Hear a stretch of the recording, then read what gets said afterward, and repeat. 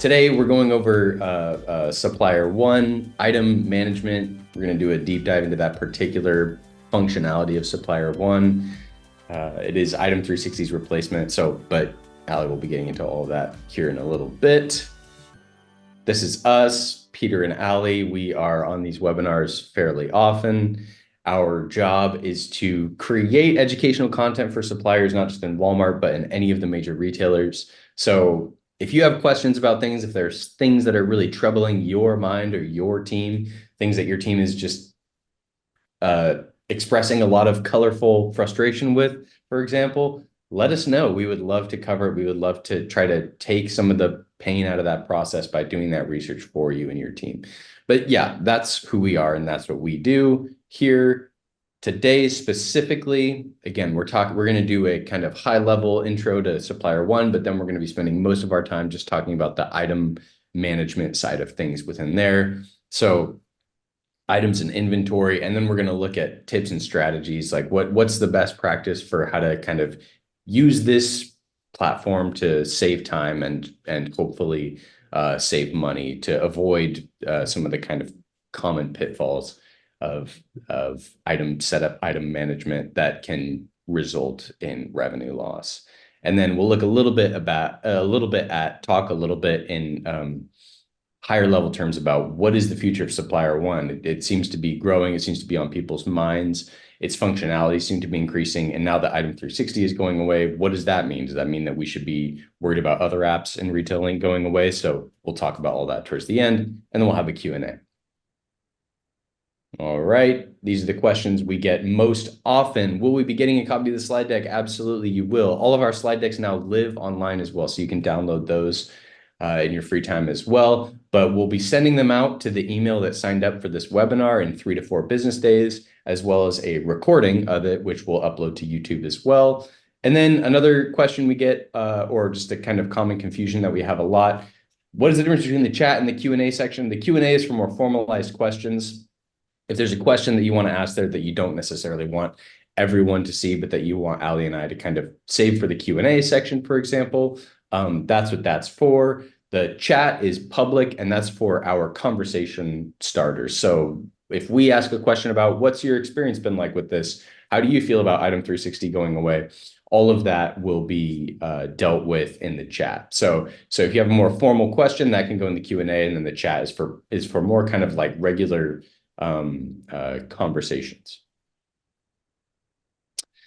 Supply Pike is our parent organization.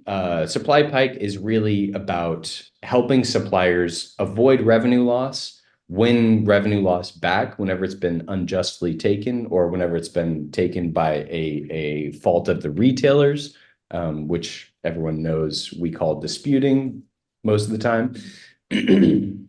And then we've also been expanding out into basically what we call the get better side of things. How can we help suppliers with compliance, improving their supply chain so that they can avoid shortages altogether, or in a more efficient manner. So that's what Supply Pike does. If you're curious about that, please, we'll have our emails at the end. Please send us an email. Supply Pike is basically for everyone, is how I would like to say it. Everyone has deductions. Most people have invalid deductions. Some of them are pretty costly. So Supply Pike can help automate all of that and do it pretty quickly. And then we are Supplier Wiki within that. And I already mentioned this, so we'll go over it real quickly. We're just here to create free educational content for all of you. So whatever your pain points are, whatever your questions are, let us know whenever you see our emails at the end. You could also submit it into the chat or the Q&A as well, and we'll see that too. But yeah, that's what we do. So take it away, Allie. Yep. Let's get into today's content. Like Peter said, we are doing a 30-minute webinar. So this is something new we're trying. If you love it, let us know. If you don't love it, let us know. You won't hurt our feelings, but we're trying to experiment with what makes sense for busy suppliers. That being said, Peter also mentioned all of our slide decks live on Supplier Wiki, and you can go and download those at any time, whether that's an upcoming webinar or one that has already passed. So he'll send that link to our beautiful page that has every webinar that we've done up until today's, and you can go and download those. But let's get into today's content. Let's talk about what is Walmart's Supplier One. So essentially, just to give some context here, Supplier One is a program that's kind of launched late in 2023. It was announced by Walmart. They were early adopters on this new platform called Supplier One. And the goal of this, taken straight from kind of the documentation that Walmart has outlined, is to streamline some of those siloed features within Retail Link so it's able to have a universal system to prioritize some of that supplier action. And Supplier One's objective is essentially some of the concerns that suppliers had of there's a couple of different applications in Retail Link that they're having to access that would make sense to have integrated, to have kind of overlapping in the same platform for that supplier action we were talking about before. And some of the whispers, which we'll address here, is that there has been a concern that some of these Retail Link apps will be replaced because the functionality that we'll talk about later in today's conversation is being mirrored either similarly or exactly. And sneak peek into what we'll talk about, item 360 is one that is being transitioned into Supplier One, and item 360 will no longer be a functionality that suppliers use. So what we've seen, again, from what Walmart has said on their website in their help docs, is officially item 360 is going to be moving away. You'll be using Supplier One for all item management, but that functionality for Nova and Apis will be continued to use and will not necessarily be replaced at this time. So we'll kind of get into that conversation, but we want to give the larger news updates here at the top of the hour. So is the question I see in the chat, and this is the one I want to address here, is Supplier One in Retail Link? Yes, they're in Retail Link in the sense that you can log in through that. We'll show you how to do that. But we're kind of talking about them in a secondary platform because Retail Link has apps within it that have one functionality. So that's kind of how we're having that conversation. So initially, Retail Link is Walmart's current supplier platform. It's kind of the one-stop shop for most of the essential supplier performance or any of the action you're needing to take as a supplier. You would go into Retail Link. The caveat there is if you are disputing any compliance fines or paying through for the fuel management fees, that's actually going to be in the High Radius platform that is outside of Retail Link. And if you have questions about that, we'll be happy to send you some resources in the chat. But that's mainly going to be for the fuel management program, which used to be collect pickup program, if you remember those days back in 2022, 2023. And then OTIF, on time and in full program for compliance, and then this supplier quality excellence program, or SQEP, or SQEP as we like to call it. So those kind of live outside. Supplier One, you can, and I'll show you how you actually access that in a second, but it is a concentration of some of these tools in Retail Link in one place. And we'll talk about what those are, but high level, it's going to be your item maintenance and setup. It's going to be some of the returns information, some deductions information, some PO management information, and it seems to be that they are continuing to add more functionality as we're monitoring that. So we'll be sure to update you if there are additional functionalities that are added. So how do you actually log into Supplier One? This is a question we get pretty often. So we'll send this link here in the chat, the supplier1.walmart.com. That's how you would access Supplier One. And you just log in like regular MFA for Retail Link. So you'll have to do that.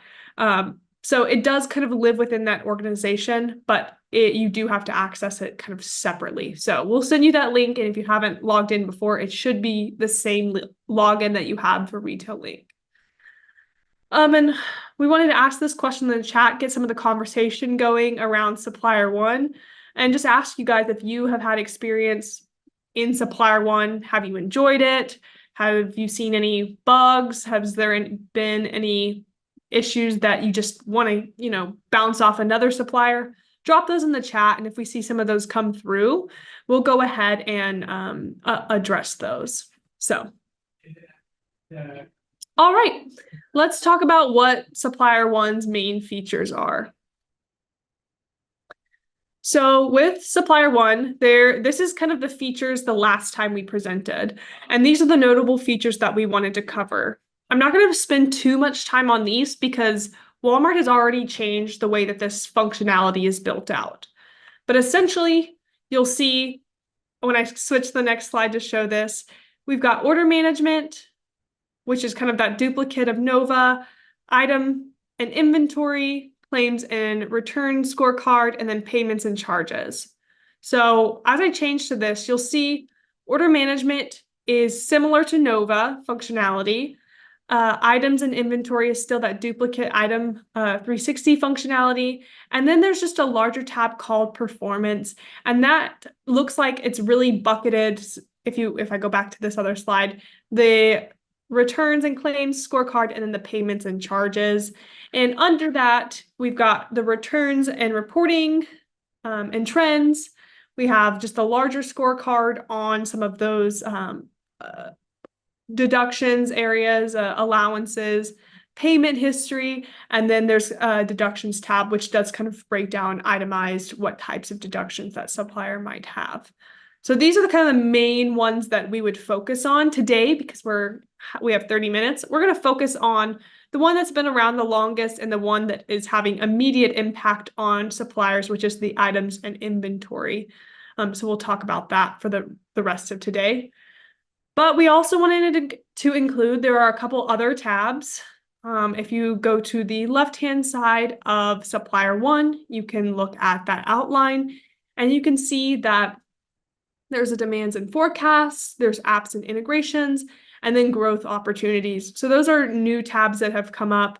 If you want us to talk about those, we can certainly talk through those a little bit, or we can have those prepared for the next time we talk about Supplier One. So like I said, we're going to be focusing on Item 360's kind of duplicate functionality, which is now going to live in Supplier One as items and inventory, and supplier, or rather item 360 will be sunsetting by the end of June for US suppliers. So we'll talk through kind of those implications too. Another quick question for the chat is just asking about kind of what I said previously is what areas in Supplier One you'd like us to cover in detail next. Obviously, we talk a lot about performance and deductions. So we'll be covering that in the future. But if there are other ones you want us to cover, let us know. We'd love to talk through them. All right. So as I said, we're going to be focusing on the item 360 compared to the Supplier One functionality. And this is essentially kind of our way of explaining that. So you can follow me here. This is the old bar, the left-hand side navigation for item 360, as you can see. Then we've got the Walmart Supplier One navigation. And you can see we've got here home, same. Activity Manager is going to look more like Submissions Manager. Catalog is still catalog. Setup is still setup. And maintenance is still maintenance. So what's really nice, and you'll kind of see this through line through our conversation on Supplier One, is that it is quite similar in terms of just navigation. And from the suppliers we've had conversations with, there's not as many issues or confusion because it's really feels like for like and has very similar functionality, if not exact. Really, it's just more of an update on UX and some of the minor features, which we'll talk about as we go on. All right, let's get into the items and inventory, kind of what these tabs look like and what these pages are built out to look like. So items and inventory is just that larger, think of it as item 360. It's where you're going to view, set up, manage, track your items and larger inventory. So whether that's your individual item that you're setting up or additional like pallets or displays is where you'd manage that. And like I said, it's meant to be a duplicate of item 360's functionality, and it's built out the same ones. Just remember that submissions manager is activity manager from item 360. So pretty easy to remember. All right, catalog is going to feel pretty similar. There are two product views, so you can see products by GTIN or UPC, and this is going to give you information on content quality and insights. What does content quality and insights mean?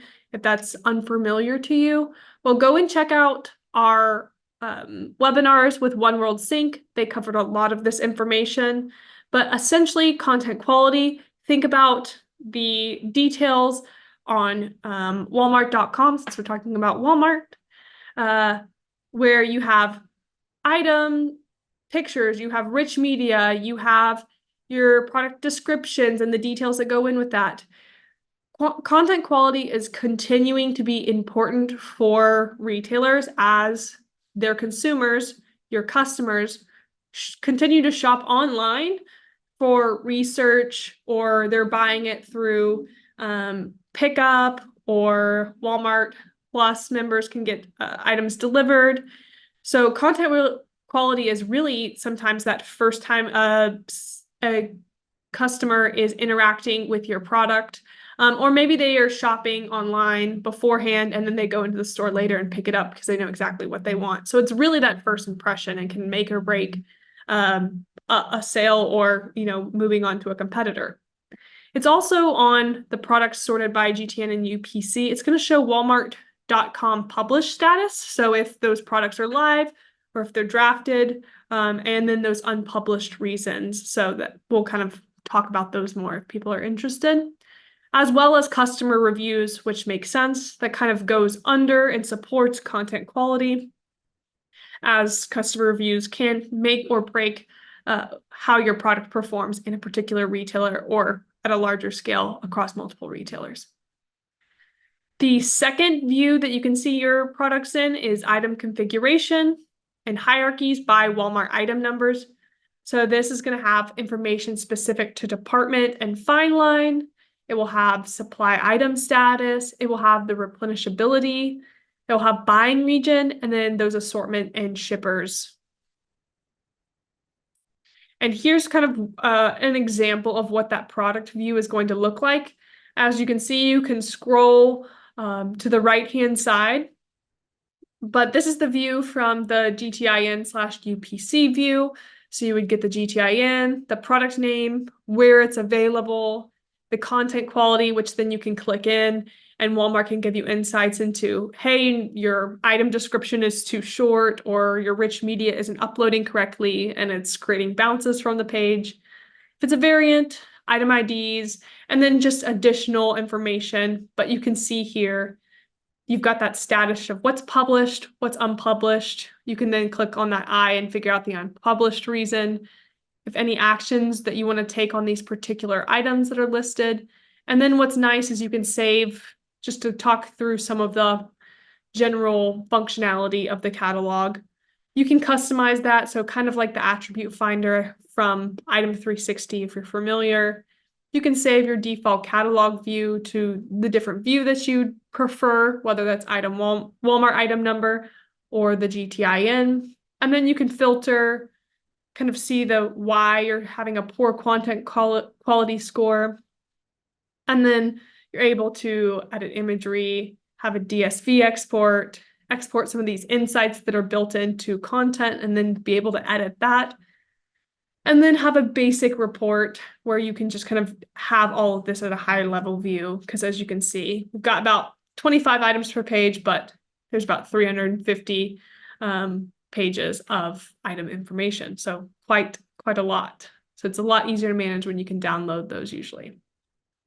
All right, and then here is the same catalog, but from the other view through Walmart item number. And you're seeing a little bit different information here. You've got accounting department and fine line. This is more in the viewpoint of Walmart, maybe. And with the buying region, fulfillment method, the effective item date, and additional information. So you can see that most of these are active here. All right, let's move on to the setup. tab. So you can complete pre-set up submissions, so item quotes, shipper quotes, GDSN publications or proposed items, and create item proposals, items, shippers, or multi-box items. So just to call out, Supplier One setup has not supported assortments and import shippers for GM, for pharmacy, and fees. So use your current process. Walmart has been releasing updates, and you can toggle into some of the help docs for Supplier One if you have particular questions about either your category or the way that you're shipping, etc. If it's for an assortment, import shipper, or some of the others mentioned here. So again, item setup, to me, this looks very similar to how it was outlined in item 360. Just to kind of walk through some of these, they've made it really easy when it comes to the functionality of this application to have a high level view of the GDSN publications you have, supplier quotes, and your proposed items. And then for setting up new items, choosing the correct way to set that up. So this will really filter the process and build out a workflow specific to if you have an item, if you have a new item proposal, a shipper, or multi-box. All right. I'm going to go through this a little bit quicker because I know that we have some time for questions at the end, but essentially this is the maintenance tab. It's going to be familiar to anyone who used maintenance tab in item 360. It's almost identical in terms of functionality. Again, the information is broken out on what is exactly the workflow that you need to do. So you can choose from these 6 workflows, and we'll be updating you if there's additional workflows in there as well. You can also use that attribute finder there as well. And then again, this is maintenance. So this is where you can view that basic item info. If you don't want to use the catalog, you can view those different ways. You can have set site dates and details, compliance and regulatory attributes. This is where you would be updating any attributes and doing maintenance on your items for whatever specific reason. Again, these are kind of for the item configuration for supply chain. So these are some of the things you would do there. The cost feature currently has it for e-commerce items and store shared items. And then again, it's going to apply to all departments except for imports, store payroll, pharmacy, and fees. And then DSV inventory makes sense for DSV items and DSV facilities. And then this is the imagery feature, allows you to upload, manage items for your catalog. And then same with the rich media feature, that's going to be for your videos, for 360 spin images, etc. And then submissions manager, just to cover this high level, that's going to be containing any submission types. So you can actually see if you've submitted anything, where the status is of that, and if you need to take any further action.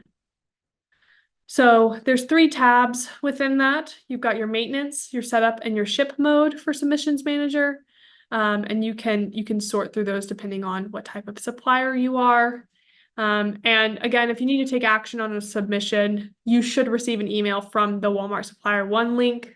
Again, if it's not going to your email, you can then figure out through help docs how to set that up, particularly to go to the correct person's email, who that should be going to.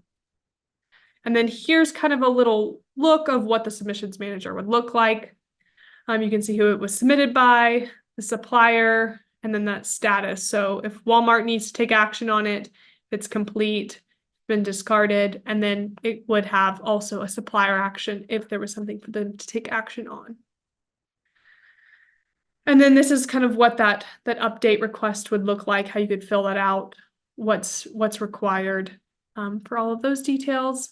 And I'm wanting to save time for Q&A because I know we have some questions. So I'm going to just skip through this and talk about tips and strategies to navigate Supplier One. So the first thing is utilizing Supplier One dashboards.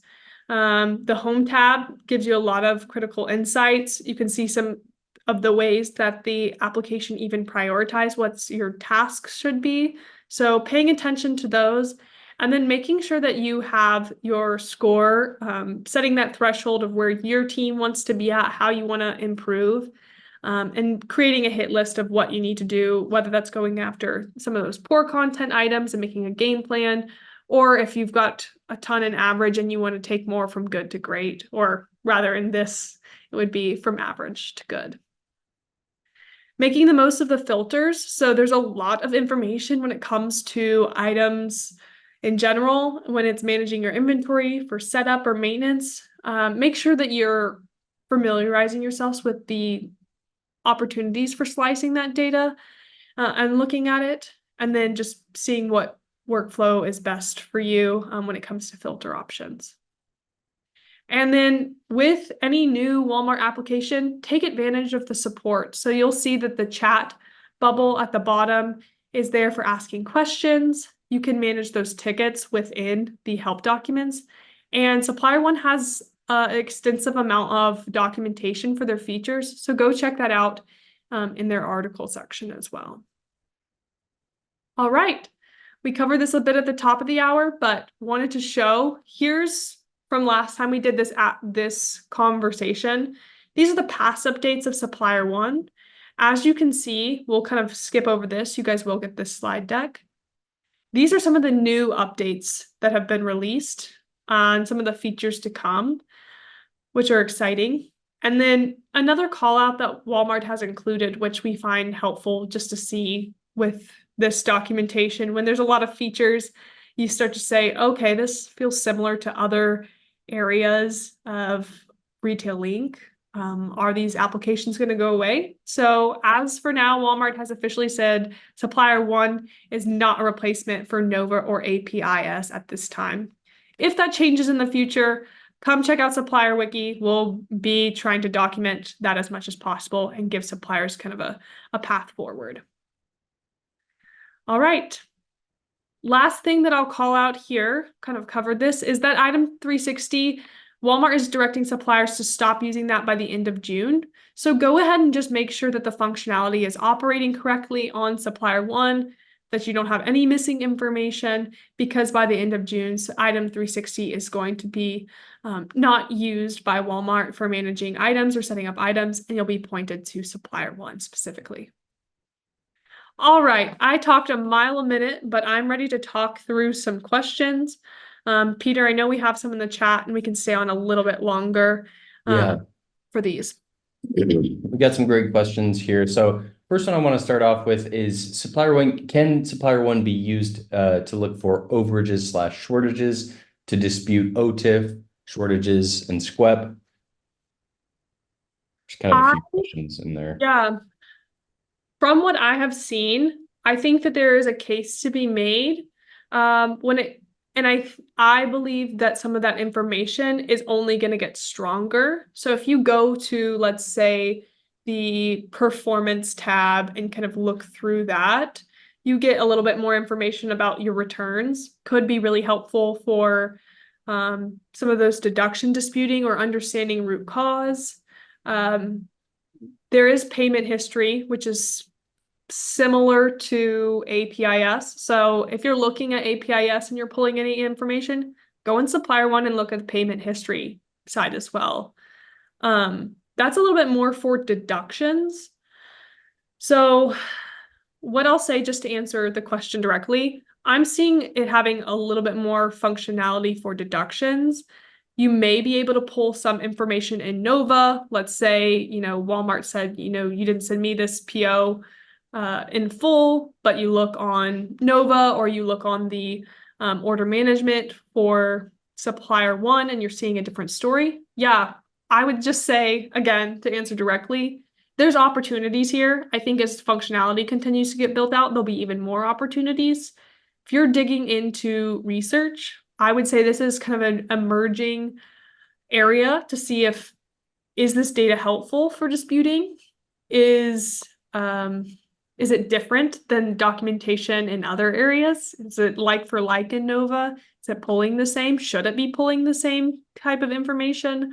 and then seeing how you can add that into your particular deduction or disputing workflow, whether that's compliance or AP deductions. So we'll be keeping an eye on that to see if there's something, but currently that's not anything we're pointing suppliers to using when it comes to disputing, but it's interesting. Yeah, I think I would summarize kind of by saying that in that performance tab, you can have a lot of visibility into deductions and OTIF performance. Not so much SQEP. I don't think that any of that is visible here. So what that means is all really interesting. I thought that you could dispute AP deductions in Supplier One, but the more I poke around, the more I'm wondering if that even is an option. So yeah, all that. Another quick question here. Sorry, first one, can you save items in maintenance as a draft if you don't have all the info? So as you could do it on item 360, you could do that. You could save it as a draft and come back to it. So I would just check in the documentation if that is still something that you can do within Supplier One, because I haven't particularly seen that functionality. What I would say is for a couple of Walmart's applications, anything you save in drafts can be deleted in a certain time frame. So I would also search for that. I haven't seen, I know you can save things from item 360, like I said, and the functionality has been similar throughout. So I'll say yes. But I'm not seeing that. I haven't seen that in my research currently. So Okay. Yeah, I was thinking the same thing there too. Sarah has a pretty broad question, one that we probably can't give too much direct advice into, but 3P sellers are dragging down our content scores. How can we address that issue? I love this question. yeah, that's a tough one. I would say when it comes to content quality, what you can manage on Supplier One is where my purview would be. Um, I think it's interesting to see, what are other suppliers doing out there, having a conversation about that at a larger level. If it's 3P, maybe that means, digging into what are the external sources we can pull from, but I don't feel like I have a great answer on that since that's not usually my area of expertise with 3P. But we'll look into that, Sarah, and see if there's something for Supplier Wiki to work on there. Yeah, yeah, for sure. And then another question, a bit longer. Is there a way to give access to a third-party vendor to upload images and marketing copy for the product details without them having access to other information, including product list prices and financials? Another great question. Um, so I know that through the third parties, there is ways to upload and have like kind of that syndication. I don't know specifically for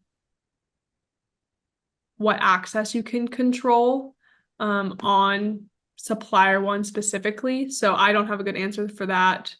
Um, apologies.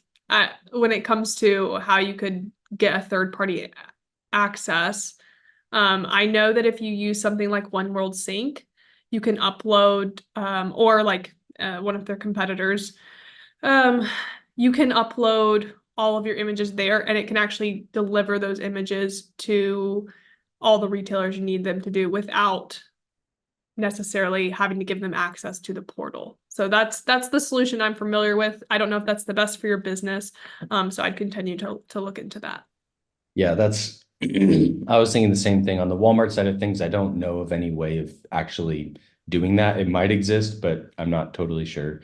But yeah, a third party would probably be able to give someone that you're working with, another third party would probably be able to be helpful to give your third parties a way of accessing that data or doing that work kind of behind the scenes without having access to the whole of the Supplier One or retail link that your business is kind of operating in. Yeah, and it's a good question to ask because usually Walmart has really specific outlines of how they want you to work with third parties. So I would dig into that specific instance and see if there's documentation on that. Awesome.